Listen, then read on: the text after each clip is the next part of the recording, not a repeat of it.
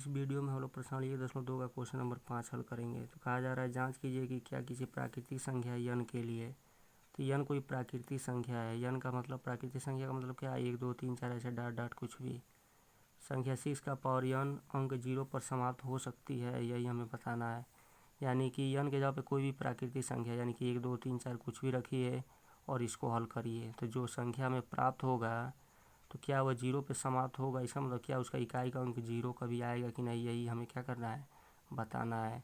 जैसे 6 है, यहाँ पे n की जगह अगर 1 रखते हैं तो 6 आता है, 2 रखते हैं तो 6 का स्क्वायर 36 आता है, 3 रखते हैं तो 6 का पावर 3 216 आता है, ठीक है ना। ऐसे ही n का मान कुछ भी रखिए।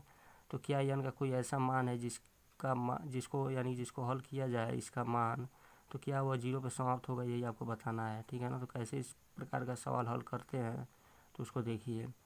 यहाँ पे जो संख्या रहेगा उसी का हम गुणनखंड करेंगे, ठीक है ना। और उसके गुणनखंड में यदि 2 और 5 आ गया तो हम कह देंगे कि उसका पावर कितना हो भी लिया जाए, ठीक है ना, वह 0 पे समाप्त होगा, यानी कि उसका इकाई का अंक जो है 0 आएगा। अगर 2 और 5 के अलावा और कुछ भी आता है तो क्या होगा, वह 0 पे समाप्त नहीं होगा। क्यों नहीं होगा वो सब आपको बताया जा रहा है अभी। तब तक के लिए क्या करेंगे, जिस संख्या का पावर n है उसी का गुणनखंड करेंगे। तो 6 का गुणनखंड कर दिए, यहाँ पे 2 से कट गया 3 बार में, 3 से कट गया 1 बार में, यानी 6 को हम लिख देंगे 2 गुणे 3। अब देख रहे हैं 6 के गुणनखंड में 2 आया है लेकिन 5 नहीं आया है, ठीक है ना। तो 2 भी आना चाहिए, 5 भी आना चाहिए। अब 2 4 बार आए, 3 बार आए, उससे मतलब नहीं है, ठीक है ना। यानी 2 और 5 आना चाहिए। अब वह कितना कितना बार आ रहा है इससे मतलब नहीं है, बस 2 और 5 उसमें दिखाई दे दे तो हम कह देंगे कि उसका कितना भी पावर रहे उस संख्या का, ठीक है ना, उसका इकाई का अंक क्या आएगा, 0 आएगा, यानी कि वह 0 पे समाप्त होगा, ठीक है ना। जैसे एक एग्जाम्पल लिया गया है, 30 का पावर 3 है और 30 का गुणनखंड करेंगे तो 2 गुणे 3 गुणे 5 आएगा, ठीक है ना। जैसे कि ऐसा इसका गुणनखंड किया गया है तो ऐसे आप करके देख सकते हैं। तो आप देख रहे हैं कि इसके गुणनखंड में 2 भी आया है, 5 भी आया है, ठीक है ना। तो जब 2 और 5 आ गया यानी कि इसका इकाई का अंक जो है 0 पे समाप्त होगा, ठीक है ना। जैसे क्या हो गया, 5 दूनी 10 हो गया, ठीक है ना। अब 10 हो गया तो 10 का किसी भी संख्या में गुणा करेंगे तो अंत में क्या होगा, एक 0 आएगा, ठीक है ना। तो जब 5 और 2 किसी के गुणनखंड में आता है तो हमें क्या करता है, एक 0 देता है, ठीक है ना। तो किसी भी संख्या का प्रसार करेंगे और इकाई का अंक 0 आएगा या 0 पे तभी समाप्त होगा जब उस संख्या में एक 0 हो या 2 0 हो या 3 0 हो, ठीक है ना।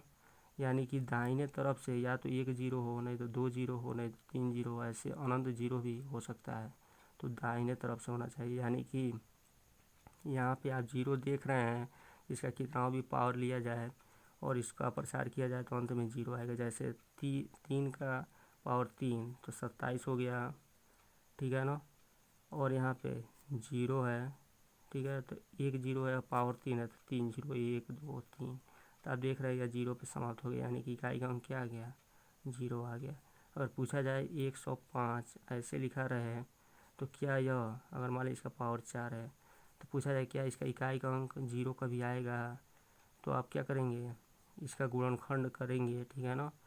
तो आप देखेंगे इसके गुणनखंड में 2 और 5 आ रहा है कि नहीं, तो आप देखेंगे 2 और 5 नहीं आएगा, ठीक है ना। क्यों नहीं आएगा, क्योंकि 2 और 5 उसी के गुणनखंड में आएगा जिसका इकाई का अंक क्या हो, 0 हो, ठीक है ना। तो कि उसमें एक 0 आया हो दाहिने तरफ से या 2 0 आया हो या 3 0 आया हो, यानी कि इसका प्रसार करेंगे तो यह 0 पे समाप्त नहीं होगा। लेकिन अगर ऐसे लिख दिया जाए 11 5 00 और इसका पावर मान लीजिए 7 लिख दिया जाए तो इसमें क्या देख रहे हैं, दाहिने तरफ से एक 0 आया है, यहाँ भी एक 0, यानी कि दाहिने तरफ से 2 0 आया है।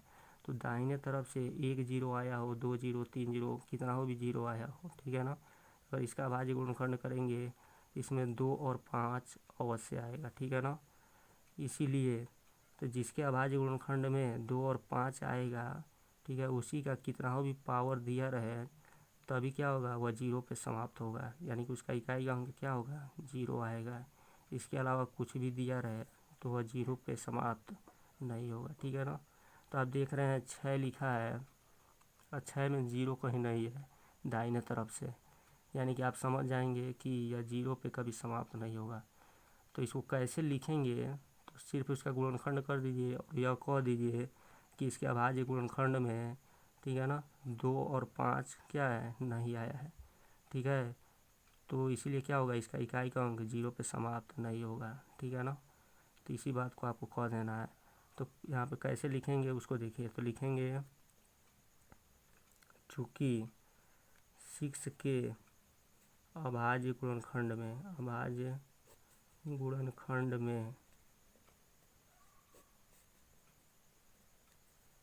2 तो आया है, किंतु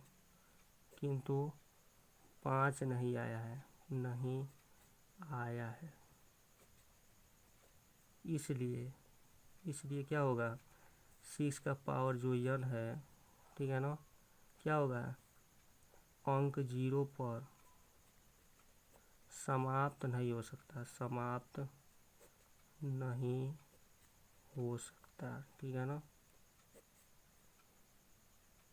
जीरो पे समाप्त नहीं हो सकता है, ठीक है। इतना बात आप लिख देंगे, ठीक है। तो यही हो गया आंसर। तो अब आप समझ चुके होंगे इस प्रश्न का कहने का मतलब क्या है, ठीक है ना। तो जो संख्या दिया रहेगा उसी का गुणनखंड करेंगे और उसके अभाज्य गुणनखंड में अगर 2 और 5 दिखाई दे दिया तो आप कह देंगे कि इसका पावर कितना हो भी लिया जाए या जीरो पे समाप्त होगा, ठीक है ना। अब 2 उसमें 4 बार आया रहे या 5 बार आया रहे उससे मतलब नहीं है, ठीक है ना। तो 2 और 5 उसमें दिखाई देना चाहिए। तो 2 और 5 कितना हो भी बार आया रहे उससे मतलब नहीं है, ठीक है। इस बात का आप ध्यान देंगे। तो यह हो गया क्वेश्चन नंबर 5। अब देखेंगे क्वेश्चन नंबर इसमें का 6, तो उसको देखिए।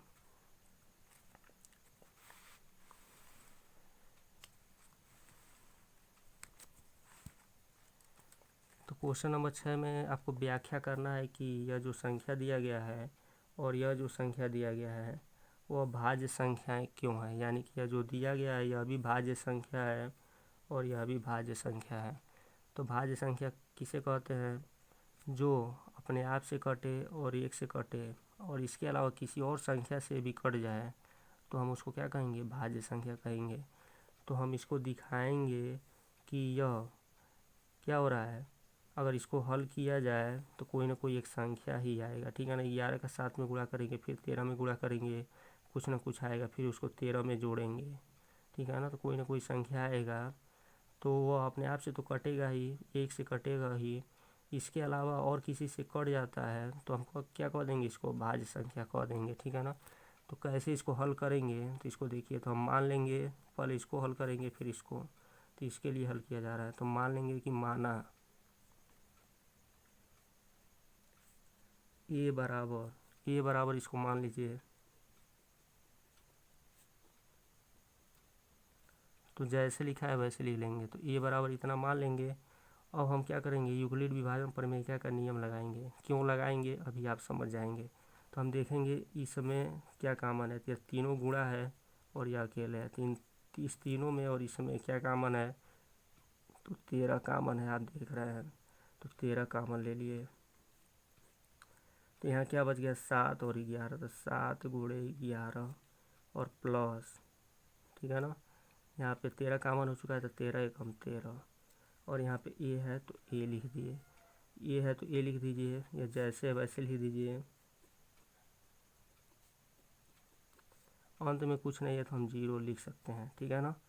अब कहा जाए इस लाइन का मतलब बताइए, तो इसका मतलब क्या है, ए में 13 से भाग दे रहे हैं तो इतना बार में जा रहा है और शेषफल 0 आ रहा है।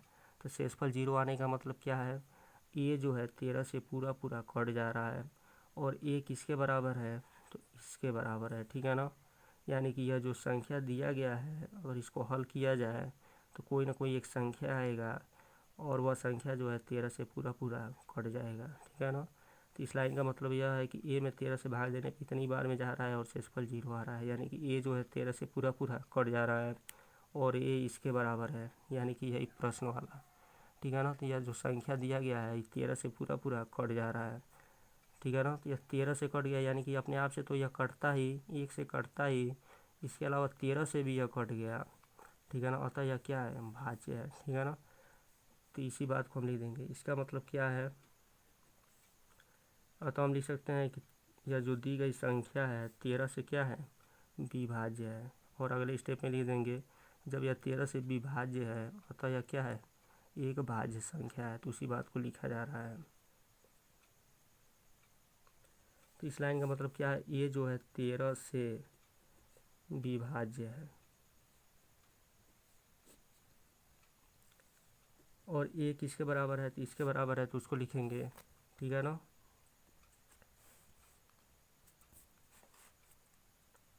यानी कि 7 गुणे 11 गुणे 13 प्लस 13, एक जगह कितना लिख दिए कामा, 13 से क्या है, विभाज्य है,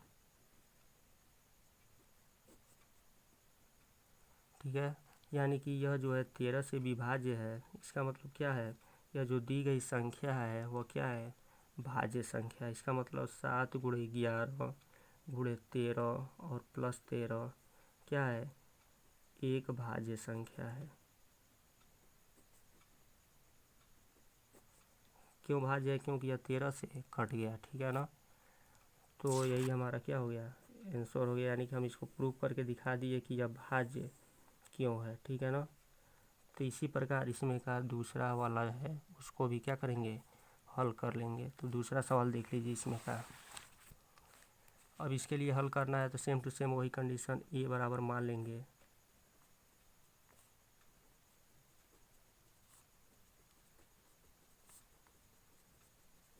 और प्लस 5।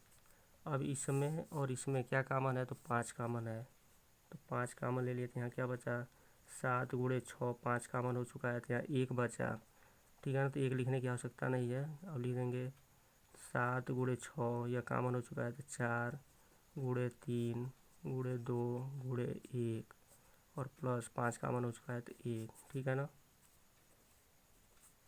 यह जैसे वैसे लिख दीजिए, तो 5 7 गुणे 6 गुणे 4 गुणे 3 गुणे 2 गुणे 1 प्लस 1 है तो 1 और अंत में क्या लिख सकते हैं, 0, ठीक है ना। तो इसका मतलब क्या है, यह जो ए है, ए में 5 से भाग देने की इतनी बार में जा रहा है और शेषफल 0 आ रहा है, यानी कि ए जो है 5 से पूरा पूरा कट जा रहा है, ठीक है ना। यानी कि ए जो है 5 से विभाज्य है, तो वही बात यहाँ लिख देंगे, ठीक है ना। तो ए जो है 5 से विभाज्य है क्योंकि शेषफल 0 आ रहा है। ए 5 से विभाज्य है तो ए किसके बराबर है, इसके बराबर है, यानी कि यह भी क्या है, 5 से विभाज्य है।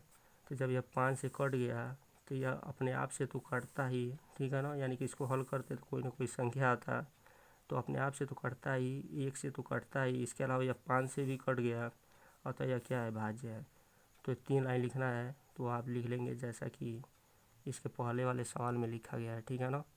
तो इसके आगे का काम आप कर लेंगे। तो यह हो गया क्वेश्चन नंबर 6वां। अब क्वेश्चन नंबर 7वां जो है हम लोग अगले वीडियो में देखेंगे।